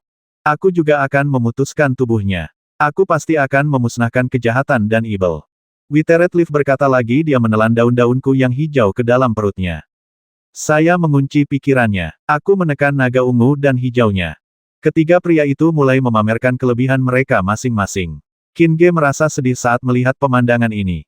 Dulu, Hun Lao pernah berkata bahwa jika rahasianya diketahui orang lain, mereka pasti akan menangkapnya dan melakukan berbagai eksperimen padanya. Tanpa diduga, hal itu menjadi kenyataan hari ini. Dia percaya bahwa jika situasi saat ini terus berlanjut, dia akan mengikuti jejak Di King. Ketika Qin Ge memikirkan hal ini, niat membasminya melonjak liar, dan dia meraung dalam hatinya, aku tidak akan pernah membiarkan mereka berhasil. Tidak semudah itu membasmiku. Daun hijau dan daun mati diabaikan, dan saripati kristal kayu ditarik ke titik akupuntur Tianqi. Kekuatan mental telah menyatu dengan titik akupuntur Tianqi dan saripati kristal kayu. Begitu daun hijau ditampung di titik akupuntur, kekuatan mental membungkusnya. Pada saat yang sama, Qin Ge juga menggabungkan kekuatan mentalnya ke dalam kabut darah dan menyebarkannya. Yang membuat Qin Ge khawatir adalah pola pertempuran di dadanya tampaknya siap untuk bergerak. Ketiganya menyadari tindakan rahasia ini, tetapi mereka semua benar-benar yakin bahwa Qin Ge tidak akan bisa menyerah. Witteret Leaf meliriknya dan berkata, jika aku meledakkan daun hijau itu, dia tidak akan punya apa-apa selain darah dan daging. Wajah Kurcaci Giok berubah, tetapi Jiusan masih berkata dengan tenang, jika aku menghancurkan jiwanya, semua barangnya tidak akan ada lagi. Jade Dwarf kehilangan kata-kata. Dibandingkan dengan metode kedua pria itu, dia benar-benar tidak punya apa-apa untuk ditawarkan, tetapi dia harus berkata, jika bukan karena aku yang menekan naga ungu dan hijau miliknya, kau mungkin tidak akan bisa mengalahkannya. Apapun yang terjadi, aku tidak akan pernah menyerah padanya, bahkan jika aku harus melawanmu. Saya tidak akan menyerah. Kuye mengerutkan kening dan berkata, kalau begitu aku akan mengambil andalamnya dan kepalanya. Baiklah, aku ingin mempersembahkan tubuh ibel jahat itu kepada Sang Buddha yang suci. Saya juga. Jade Dwarf sedikit panik. Witteret Leaf tersenyum dan berkata, kamu bisa mendapatkan kulit dan rambutnya. Kalian. Jade Dwarf gemetar karena marah. Kuye berkata dengan tenang, jika bukan karena aku, kau mungkin sudah terbasmi. Yu Sorti, jangan coba-coba. Jika kau benar-benar ingin bertarung, aku dan Jiusan akan bertarung denganmu. Kurcaci Giok menatap Jiusan, dan Jiusan berkata, Buddha suci, semoga dewa menyertaimu. Empat kata ini sepenuhnya mengekspresikan sikapnya. Yu Aizi tidak punya pilihan lain, dia tahu keterbatasannya sendiri. Jika Kuye dan Jiusan benar-benar bekerja sama untuk menghadapinya, dia, yang sudah terluka parah, tidak akan sebanding dengan mereka. Meskipun itu hanya kulit dan rambut, lebih baik memilikinya daripada tidak sama sekali, dan dia juga bisa belajar sesuatu darinya. Jadi, Jade Dwarf berkata, baiklah. Ketiga pria itu kembali mengarahkan pandangan mereka pada Qin Ge, dan Qin Ge tertawa terbahak-bahak, keledai botak, kau adalah seekor binatang, tidak, kau lebih buruk dari seekor binatang. Sungguh seorang Buddha suci yang omong kosong, sungguh pembasmian kejahatan dan setan, itu semua tidak ada gunanya. Buddha suci, kau adalah setan jahat, aku akan membasmimu. Kau ingin berbagi tubuhku, sudahkah kau meminta padaku? Tidak perlu bertanya. Baiklah, ayo, biarkan aku melihat bagaimana kamu membaginya. Qin Ge tertawa terbahak-bahak, menatap Kurcaci Giok itu dengan tajam, dan berkata, apakah kau benar-benar berpikir bahwa dengan kekuatanmu yang kecil, kau dapat menekan naga kembar ungu dan biruku? Itulah kebenarannya. Ungkapkan kebenarannya padaku. Qin Ge mengerahkan kekuatan mentalnya dan meledakkannya. Tiba-tiba, terjadi ledakan keras, dan seketika teriakan Kurcaci Giok terdengar satu demi satu. Kuye dan Jiusan menoleh ke belakang dan melihat bahwa yang diledakkan Qin Ge bukanlah naga ungu dan hijau, melainkan guntur naga emas yang dikorbankan oleh kurcaci giok. Keduanya sangat bingung dan tidak mengerti bagaimana Qin Ge bisa meledakkan guntur naga emas milik kurcaci giok. Kurcaci giok sudah merasakan ada yang tidak beres sejak lama, tetapi karena berbagai alasan, dia tidak memikirkannya dengan saksama. Ketika guntur naga emas meledak, dia akhirnya mengetahuinya, tetapi sudah terlambat. Dalam guntur naga emas, ada domain pola kelahiran kurcaci giok. Ketika guntur naga emas meledak, domain pola itu juga rusak parah. Tubuh kurcaci giok ditutupi dengan retakan, dan dia terus memuntahkan darah. Sebagai seorang ahli perang yang bermartabat, dia tidak bisa tinggal di udara dan jatuh ke tanah. Ketika puluhan ribu orang melihat ini, mereka merasa ngeri. Melihat bahwa kekuatan pembasmi Qin Ge masih begitu kuat, beberapa dari mereka takut dan cepat-cepat mundur sementara yang lain berjuang keras dan ingin menangkap Bing Er, Ling Ruoxuan dan yang lainnya, jadi mereka menyerang dengan lebih panik. Di antara mereka, kekuatan Evil King Kong telah meningkat menjadi ahli perang bintang 5, tetapi dia masih berada di bawah tekanan besar. Ketika Kuye melihat keadaan kurcaci giok yang menyedihkan, dia merasa senang. Dengan cara ini, dia bisa mendapatkan bagian yang lebih sedikit. Tiba-tiba, Kuye memikirkan sesuatu dan segera menghubungi daun hijaunya. Ketika melihat hubungan ini, wajahnya tiba-tiba berubah. Daun yang mati tidak ada hubungannya sama sekali dengan daun hijau. Kuye ingin meminumnya, tetapi setelah mengucapkan sepatah kata, dia menahannya. Jika Jiusan tahu tentang ini, dia akan kehilangan keuntungannya. Kuye tidak repot-repot memikirkan mengapa dia tidak bisa menghubungi Luye, dan menyerang Qin Ge sendiri. Meskipun Jiusan merasa aneh, dia tidak dapat memahaminya dengan jelas. Secara khusus, dia menemukan bahwa cahaya Budanya tidak dapat sepenuhnya menghilangkan kabut darah seperti sebelumnya. Kabut darah di depannya sebenarnya dapat menahan cahaya Buddha. Jiusan harus menanggapi dengan seluruh kekuatannya. Qin Ge memuntahkan darah dan berteriak, "Naga ungu dan hijau, kembali." Naga ungu dan hijau itu menyambar petir dan guntur ke arah Kuye. Kuye mencengkeramnya dengan kedua tangan, menuntun semua guntur dan kilat ke bumi, lalu bergegas maju dan berkata dengan dingin, "Qin Ge, aku ingin meminjam sesuatu darimu. Pinjam beruang nenekmu, naga darah pembasmi, berkorban." Kabut darah yang mengandung energi pembasmi kental langsung berubah bentuk dan mengembun menjadi seekor naga, naga darah. Tidak hanya sekedar energi yang terkondensasi, ia mengandung energi pembasmi yang menembus tingkat ke-10, dan juga kekuatan mental. Selain itu, Qin Ge sudah memiliki darah naga azure di tubuhnya, dan setetes darah ini telah menyatu dengan darah Qin Ge, menjadikannya eksistensi yang dapat diwariskan. Jika benda yang terkondensasi oleh energi adalah benda mati, maka naga Qin Ge adalah naga dengan mata yang telah menjadi dewa. Itu bukan naga sungguhan, tetapi dalam beberapa hal, ia dapat dianggap sebagai naga hidup, terbang. Cepat, Chinese.net. Tentu saja naga seperti itu bahkan lebih kuat. Begitu naga darah muncul, Kuye merasakan tekanan, tetapi dia masih mengorbankan domain polanya dan menutupi Qin Ge. Jiusan juga merasakan tekanan besar, naga darah telah menekan cahaya Buddha miliknya. Naga ungu dan hijau menari terus-menerus, dan guntur serta kilat terus menyambar di udara. Akan tetapi, ini masih belum cukup. Terutama saat Jiusan menamparkan lagi, serangan telapak tangan ini tidak hanya dari pikiran, tetapi juga dari tubuh. Cahaya Buddha tidak terlihat, menyelimuti udara, tetapi memiliki ribuan kekuatan, seperti ribuan gunung yang menekan Qin Ge seperti ribuan pedang, menebas daging dan darah Qin Ge dan seperti jarum yang tak terhitung jumlahnya, menembus pori-pori, menghancurkan dalamnya. Qin Ge berada di bawah tekanan besar, dan fluktuasi dalam tubuh tingkat Dao-nya ditekan lagi. Namun, karena tekanan itu, Qin Ge menyadari beberapa fluktuasi aneh. Itu murni refleks terkondisi. Qin Ge mulai mengingatnya dan menggunakan jimat untuk mengingatnya. Hal ini sangat penting. Lebih penting lagi untuk menuliskannya dan menggunakannya untuk menyerang. Tentu saja Qin Ge tidak akan melewatkannya. Akan tetapi, jika dia tidak bisa melewati situasi saat ini, tidak ada gunanya meskipun dia menuliskannya. Pola daun-daun kering juga menyelimutinya. Pola wilayahnya secara alami adalah pola wilayah daun-daun kering, memancarkan suasana musim gugur yang sunyi dan suram. Orang-orang tidak dapat menahan diri dan akan terjebak di dalamnya. Qin Ge juga sempat linglung, tetapi dalam waktu sesingkat itu, serangan kedua orang itu jatuh dengan dahsyat, dan lingkaran cahaya yang mengunci jiwanya menyusut drastis. Tubuh Qin Ge bergoyang, dan dia tampak tidak dapat bertahan. Tetapi yang paling mengejutkan Qin Ge adalah ia merasa vitalitasnya benar-benar menurun. Kerugiannya sangat cepat. Qin Ge secara refleks menoleh ke arah area berpola daun mati, dan melihat sedikit vitalitas telah muncul dari suasana yang awalnya sunyi dan suram, dan beberapa daun mati telah berubah menjadi hijau. Ini, tentu saja Qin Ge dapat melihat bahwa sedikit vitalitas itu telah berubah dari kekuatan hidupnya. Ternyata pola pada daun yang mati sebenarnya dapat menyerap vitalitas orang lain.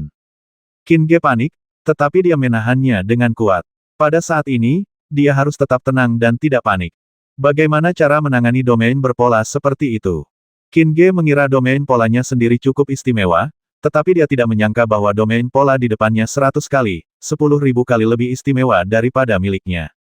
Sebelum Qin Ge sempat memberikan solusi, Kuye sudah tertawa dan berkata, tidak ada gunanya, Qin Ge. Tidak peduli seberapa banyak trik yang kau miliki, kau tidak akan bisa lepas dari domain pola Kuyeku. Tidak peduli seberapa kuat dirimu, tanpa vitalitas, kau akan mati. Buddha suci, hancurkan Ibel dengan tanganmu. Tangan Jiusan yang disinai cahaya Buddha, menepuk satu demi satu, juga membentuk lingkaran. Di bawah koordinasi domain pola, lingkaran cahaya tangan pembasmi Ibel benar-benar menyatu dengan lingkaran cahaya tangan pengunci jiwa. Ah! Qin Ge meraung ke langit, dan ketiga naga meraung bersama. Situasinya tidak membaik, malah menjadi lebih buruk. Tiba-tiba, Qin Ge merasa meskipun banyak vitalitasnya telah hilang, namun secara keseluruhan vitalitasnya tidak berkurang, melainkan bertambah. Dalam sekejap, Qin Ge teringat pada beras longnya. Dia juga jelas merasakan bahwa di bawah naungan domain pola daun mati, kekuatan beras gigi naga bahkan lebih besar. Tiba-tiba sebuah ide muncul di benak Qin Ge. Tidak peduli seberapa kuat tubuhnya, selama energi yang dikandungnya melebihi jumlah tertentu, tubuhnya akan meledak. Qin Ge menatap domain pola daun mati dan berpikir dalam hati, apa yang akan terjadi jika vitalitas yang diserap oleh domain pola ini melebihi batas yang dapat ditanggungnya? Qin Ge merasa bahwa itu kemungkinan besar sama dengan tubuh fisiknya, dengan tubuh yang meledak dan mati. Dengan beras gigi naga sebagai fondasinya, Qin Ge tentu saja tidak takut, dan meraung jika kamu ingin menelan vitalitasku, aku akan membiarkanmu menelannya secukupnya, aku akan membiarkanmu menelannya. Qin Ge mengambil inisiatif untuk membiarkan vitalitasnya diserap oleh domain pola daun mati. Faktanya, domain pola daun mati tidak hanya menyerap vitalitas, tetapi juga kekuatan mental Qin Ge. Tentu saja, kekuatan mental ini juga sengaja ditelan oleh domain pola daun mati. Ini juga salah satu alasan mengapa Qin Ge membiarkan Deadlift Pattern Domain menelannya tanpa ragu-ragu. Ketika kekuatan mental diintegrasikan ke titik tertentu, dia akan dapat mengambil alih sarang burung murai itu. Tindakan ini mengejutkan Kuye. Dalam setiap pertempuran sebelumnya, selama Kuye mengorbankan Pattern Domain, lawan akan menghindarinya dengan panik. Bagaimanapun, hilangnya vitalitas akan membawa seseorang pada kematian yang sesungguhnya. Namun Qin Ge di depannya malah melepaskannya dan membiarkannya menelan ludah. Kuye juga merasakan bahwa vitalitas Qin Ge jauh lebih kuat daripada orang biasa. Kalau orang lain, setelah begitu banyak vitalitasnya tersedot, wajah mereka pasti akan pucat, tubuh mereka pasti terlihat tua, dan kekuatan mereka pasti sangat berkurang, tetapi Qin Ge ini tampaknya tidak terpengaruh sama sekali. 9 naga menari di langit. Mereka adalah naga biru petir, naga ungu petir, naga darah pembasmi, naga api yang ekstrim, naga es 9 yin, naga emas tai, naga air, naga angin, dan naga kayu. 9 naga berputar di langit. Naga itu meraung ke langit. Kekuatannya sangat besar, bahkan Kuye dan Jiusan merasakan tekanan. Adapun para pengikut Buddha di sana dan musuh yang mati-matian menyerang Bing Er, Ling Ruoxuan dan yang lainnya, mereka juga sangat tertekan. Tentu saja, Evil King Kong, Tuan Yu dan lainnya juga ditekan. Satu-satunya yang tidak tertekan adalah Qin Ge. 9 naga menjaga Qin Ge, seperti dewa naga yang turun. Ledakan untukku, hancurkan lingkaran cahaya itu. Qin Ge tidak memikirkan betapa kuatnya dia sekarang. Dia berteriak keras, dan 9 naga mengayunkan ekor mereka, menggunakan berbagai metode untuk menyemburkan api, memadatkan es, guntur, menyambar petir, dan sebagainya. Serangan yang tak terhitung jumlahnya terus-menerus menghantam domain pola Jiusan, dan menghantam tangan penghancur Ibel dan aura pengunci jiwa yang sedang dalam proses penggabungan. Meskipun tidak ada naga yang menyerang Kuye, situasi Kuye relatif mudah, tetapi dia tidak membantu Jiusan. Dia dan Jiusan bukanlah sekutu, mereka juga musuh. Yang terpenting adalah dia ingin mengambil tubuh Qin Ge untuk dirinya sendiri. Dalam situasi ini, Kuye berharap Qin Ge juga membasmi Jiusan, jadi bagaimana mungkin dia bisa menyelamatkan Jiusan. Kuye menatap 9 naga itu, dan banyak pertanyaan muncul di benaknya. Bagaimana dia bisa melatih begitu banyak jenis keterampilan, bagaimana begitu banyak jenis energi bisa hidup berdampingan di lautan Qi secara logika, tubuhnya seharusnya sudah meledak sejak lama. Bahkan tubuh tingkat Dao tidak dapat menampung energi sekuat itu. Mengapa? Dia tidak bisa menahan perasaan gelisah, tetapi keraguan terus berlanjut. Kuye berpikir lagi, bagaimana naga-naga ini bisa memiliki kekuatan naga, tidak mungkin seperti ini. Apa yang terjadi, mungkinkah orang ini benar-benar memiliki darah naga di nadinya? Siapa orang ini? Selain itu, 9 naga ini bukan hanya memiliki kekuatan naga, tampaknya masing-masing dari mereka memiliki dewa. Saat memikirkannya, Kuye mengerutkan kening. Dia merasakan sesuatu yang familiar, tetapi dia tidak dapat memahaminya untuk sesaat. Qin Ge mengorbankan 9 naga, dan tekanannya sangat besar. Bahkan dengan tubuh tingkat Dao, dia merasa tidak bisa bertahan. Untungnya, Qin Ge menggunakan fluktuasi yang dia ingat dengan jimat untuk merangsang tubuhnya, dan dia mampu bertahan. Tetapi Qin Ge mengerti bahwa dukungan seperti itu tidak akan bertahan lama. Atau temukan dukungan yang lebih kuat, seperti meningkatkan kekuatan fisik Anda ke tingkat berikutnya.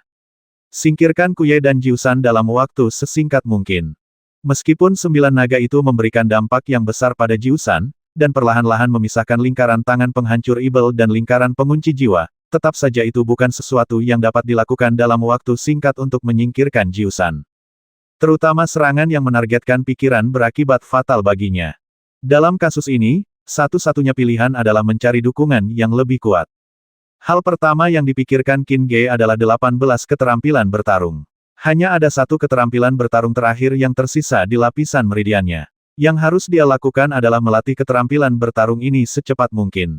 Sambil memegang token Sang Patriark di tangannya, dia dengan panik merangsang fluktuasi tingkat Dao tersebut, melatih 18 keterampilan tempur dengan putus asa, dan menelan nasi gigi naga dengan gila-gilaan untuk memurnikannya demi mempertahankan kemampuannya sendiri dan keluaran vitalitas. Ketika pola daun-daun mati muncul, sepertiganya telah berubah menjadi hijau. 2 lingkaran cahaya dan Jiusan telah dihancurkan oleh Jiulong. Ketika retakan di tubuh Qin Ge sebanyak jurang, dan ketika keyakinan Qin Ge runtuh. Qin Ge akhirnya menguasai keterampilan tempur ke-18 di tingkat meridian. Dalam sekejap, Qin Ge merasa seolah-olah penghalang alam telah menjadi jalan raya, sungai dengan 18 tikungan mengalir ke laut, jalan pegunungan yang berkelok-kelok mencapai puncak gunung, dan musim dingin yang keras mengantar musim semi dengan bunga-bunga yang bermekaran. Segalanya menjadi baru, dunia baru, alam semesta baru, muncul di depan matanya. Ke-18 keterampilan bertarung dilakukan pada saat yang sama, dan rasa sakit yang parah menghilang. Sebaliknya, ada perasaan harmoni yang sempurna dan perkembangan alami. Seluruh temperamen Qin Ge berubah.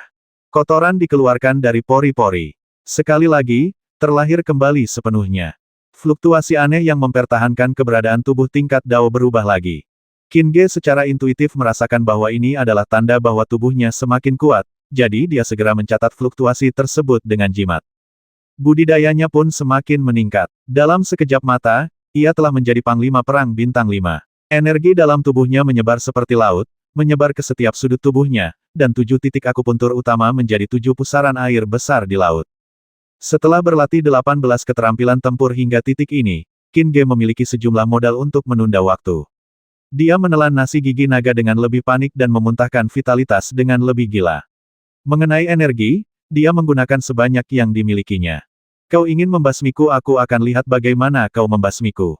Qin Ge meraung, dan Jiusan memuntahkan darah dari sudut mulutnya. Keduanya merasa bahwa Qin Ge berbeda dari sebelumnya, tetapi Kuye masih tidak bergerak. Dia cukup percaya diri dengan domain pola Kuye-nya.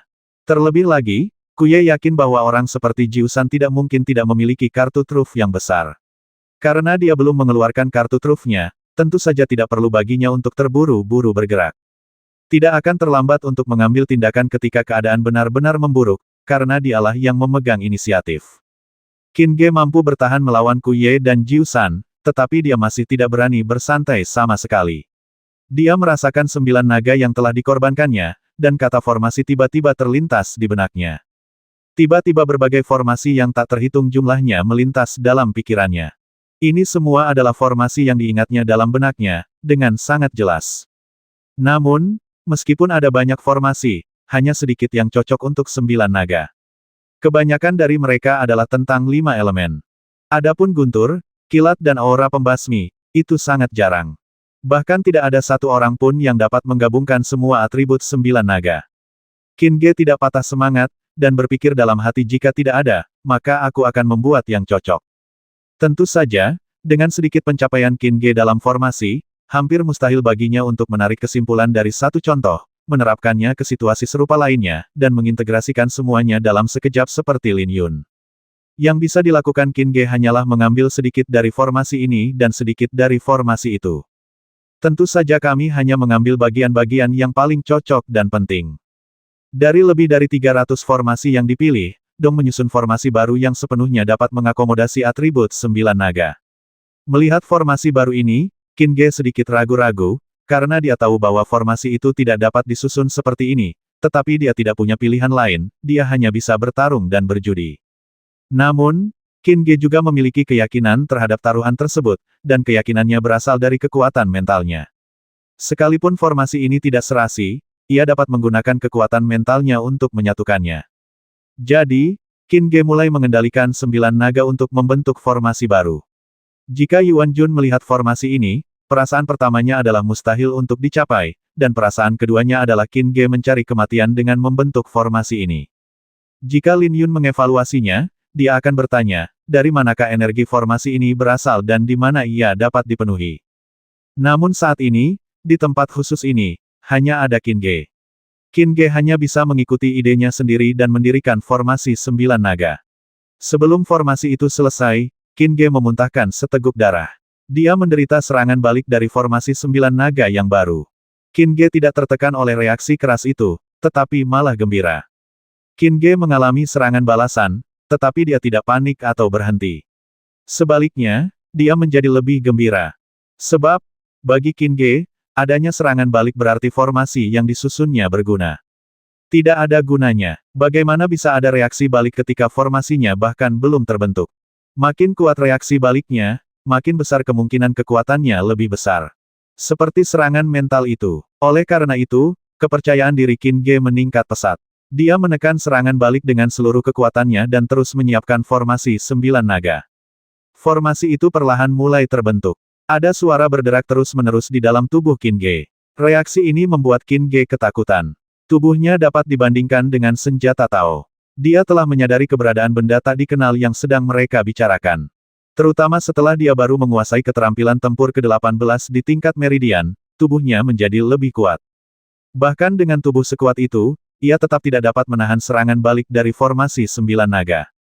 Kekuatan macam apa yang dimiliki formasi ini? Qin Ge terus bertanya dalam hatinya, tidak peduli seberapa hebat serangan baliknya, tidak peduli seberapa parah tubuhnya terluka, tidak peduli seberapa parah patahnya, Qin Ge tidak punya cara untuk mundur, dia hanya bisa terus bergerak maju, maju. Terus bekerja keras. Oleh karena itu, Qin Ge menggerakkan formasinya sedikit ke depan lagi.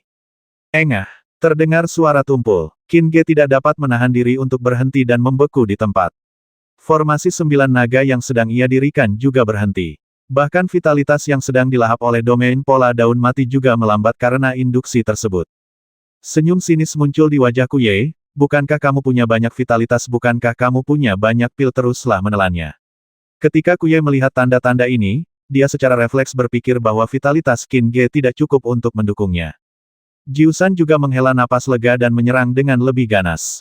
Cahaya Buddha di area pola bersinar terang, dan lingkaran cahaya pengunci jiwa menyusut ke dalam daging dan darah Qin Ge, terus menembus ke dalam, menghancurkan keyakinan Qin Ge. Tekanan yang membuat Qin Ge segera berlutut dan tunduk kepada Buddha suci menjadi semakin parah. Qin Ge tercengang di tempat. Perubahan aneh seperti itu terjadi karena suara tumpul itu tidak berasal dari meridian atau titik akupunturnya, juga tidak berasal dari daging dan darah atau tulangnya, tetapi dari kekuatan mentalnya. Ya, itu kekuatan mental. Kekuatan spiritual yang tak terlihat. Kekuatan spiritual yang tidak dapat dilihat atau disentuh tetapi hanya dapat dirasakan. Kekuatan mental yang luar biasa hebat dan istimewa memungkinkan Qin Ge bertahan hidup dalam situasi yang mengancam jiwa yang tak terhitung jumlahnya. Pada saat ini, ia dipatahkan oleh serangan balik dari formasi 9 naga. Bagaimana kekuatan mental bisa dipatahkan? Qin Ge tidak dapat mengetahuinya, dia juga tidak punya waktu untuk mengetahuinya. Dia hanya tahu bahwa jika bahkan kekuatan mentalnya tidak dapat menahan serangan balik dari formasi 9 naga, maka dia takut dia benar-benar tidak dapat menghentikannya. Itu tidak boleh terjadi. Aku tidak bisa membiarkan itu terjadi. Qin Ge berteriak dalam hatinya, dia telah berjuang keras untuk sampai ke titik ini, jika dia gugur dalam formasi 9 naga yang telah dia dirikan, dia akan menjadi orang paling bodoh, paling idiot, dan paling tolol di dunia. Qin Ge tidak akan pernah membiarkan lelucon seperti itu terjadi. Dipengaruhi oleh lingkaran cahaya yang mengunci pikiran, pemikiran Qin Ge tidak sebaik sebelumnya. Yang dapat dipikirkan Qin Ge hanyalah 18 keterampilan bertarung, dan tidak ada yang lain. Artinya, dalam situasi saat ini, Qin Ge hanya dapat memulai dengan 18 keterampilan bertarung. Akan tetapi, 18 keterampilan tempur tersebut telah mengolah semua meridian, dan semua hal yang perlu ditempa untuk mencapai tingkat master tempur telah ditempa oleh Qin Ge, dan Qin Ge tidak dapat menemukan hal lain untuk ditempa. Tiba-tiba, Qin Ge terkejut dan berpikir dalam hati ada satu hal lagi yang bisa aku latih. Memikirkan hal ini, wajah Qin Ge menunjukkan ekspresi terkejut. Ternyata yang dipikirkan Qin Ge adalah kekuatan mental. Dahulu kala, Qin Ge menggunakan kekuatan mentalnya untuk melakukan beberapa teknik bertarung. Karena dia bisa melakukannya, tentu saja dia bisa berlatih. Namun, mengolah kekuatan mental sekarang sangat berbeda dengan menggunakan kekuatan mental untuk melakukan 18 keterampilan tempur di masa lalu, karena kekuatan mental telah terintegrasi ke dalam daging dan darah. Ini bukan kekuatan mental yang terpisah, tetapi keberadaan yang saling melengkapi. Tapi tidak peduli apa, Qin Ge telah menggunakan kekuatan mentalnya untuk melatih 18 keterampilan tempur. Kekuatan mental di seluruh tubuhnya bergetar, dan 3 bulan kekuatan mental dan benih kekuatan mental di benaknya juga bergetar pada frekuensi yang sama, terutama benih kekuatan mental, yang tumbuh lebih cepat, tetapi masih belum berbuah. Qin Ge sudah terbiasa dengan ini dan tidak peduli. Apa yang paling dia pedulikan adalah apakah kekuatan mental yang dia gunakan untuk mengembangkan keterampilan bertarung dapat menahan serangan balik formasi 9 naga. Jauh lebih mudah menggunakan kekuatan mental untuk mengembangkan 18 keterampilan bertarung daripada menggunakan tubuh fisik untuk mengembangkan 18 keterampilan bertarung. Ketika kekuatan mental meledak dengan suara tumpul ke-36, Qin Ge telah mengembangkan keterampilan tempur pertama, tetapi masih tidak dapat menghentikan kekuatan serangan balik. Qin Ge memuntahkan darah lebih banyak dan bertarung dengan putus asa. Dia tidak bisa membiarkan kekuatan mentalnya runtuh. Runtuhnya kekuatan mental akan menyebabkan serangkaian reaksi berantai, dan reaksi terakhir adalah kehancurannya sendiri. Melihat kondisi Qin Ge yang menyedihkan, Kuye dan Jiu San merasa jauh lebih tenang. Bahkan puluhan ribu orang yang menyerang Evil King Kong dan Chang Xingchen menjadi lebih percaya diri dan menyerang dengan ganas. Tuan Yu dan Ling Ruoxuan ingin membantu, tetapi mereka tidak bisa karena mereka menghadapi serangan dari puluhan ribu orang dan mereka seperti patung Buddha dari tanah liat yang menyeberangi sungai, tidak mampu melindungi diri mereka sendiri. Semua orang sangat cemas. Leluhur keluarga Zheng sangat kuat, tetapi dia terjerat oleh lelaki tua berjubah abu-abu dan lelaki setengah baya berpakaian hitam. Dia tidak bisa melarikan diri dan tetap tidak bisa memberikan bantuan apapun. Sebaliknya, dia membutuhkan Tuan Yu untuk menembakkan anak panah untuk menyelamatkannya dari waktu ke waktu. Tuan Yu sekarang sudah menjadi orang tua yang sudah tua, setua daun yang layu. Ini karena dia telah menggunakan umurnya secara berlebihan. Dia tahu bahwa ini akan sangat merugikannya, tetapi dia harus melakukannya sekarang. Selama kamu berjuang keras, tidak peduli berapapun usiamu, itu tidak akan menjadi masalah. Namun jika kamu tidak mampu berjuang, kamu akan binasa. Meskipun Raja Kong yang jahat memakan relik itu dan kekuatannya melambung hingga Panglima Perang Bintang 7, dia tetap tidak dapat mengubah situasi terlalu banyak, karena saat kekuatannya melambung, semakin banyak orang yang datang ke sini dan bergabung dengan tim penyerang. Banyak orang datang. Vajra jahat jelas merasakan bahwa kekuatan relik itu belum sepenuhnya digunakan. Relik-relik itu terkondensasi di lautan Qi-nya. Namun, ketika Vajra jahat ingin memobilisasi relik-relik itu, dia tidak bisa, seolah-olah dia tidak cukup memenuhi syarat sekarang. Kurcaci Giok di kejauhan terluka parah tetapi tidak mati. Dia duduk bersila, memulihkan diri dari luka-lukanya dan sama sekali tidak ikut dalam pertarungan. Dia ingin menjadi serigala dan menunggu sampai kedua belah pihak kalah sebelum keluar untuk membersihkan kekacauan. Saya masih punya kesempatan. Jade Dwarf terus berkata demikian dalam hatinya. Tak lama kemudian, ribuan orang lainnya ikut menyerang. Raja Kong yang jahat dan anak buahnya harus mundur, lagi dan lagi, hingga mereka berada 100 meter dari gerbang pusaran hitam dan putih, dan kemudian mereka berhenti mundur. Karena mereka tidak bisa mundur. Sebuah perlawanan datang dari gerbang pusaran hitam dan putih, mencegah mereka mundur. Mundur, mundur lagi. Kalau tidak bisa mundur, ya mati saja. Orang tua berjubah abu-abu itu menunjukkan kekuatannya, dan orang-orang di luar menggunakan jurus-jurus pembasmian mereka tanpa mempedulikan akibatnya, ingin membasmi Raja Kong yang jahat dan yang lainnya, atau menangkap mereka di tangan mereka untuk mengancam Qin Ge. Pria berpakaian hitam itu juga menginginkan tubuh Qin Ge dan memahami hal itu. Kepulan, Ling Ruoxuan, Bing Er dan yang lainnya semuanya memuntahkan darah dalam serangan gila ini. Anehnya, darah itu tidak terciprat ke tanah, tetapi terhisap ke dalam pintu pusaran hitam dan putih. 890.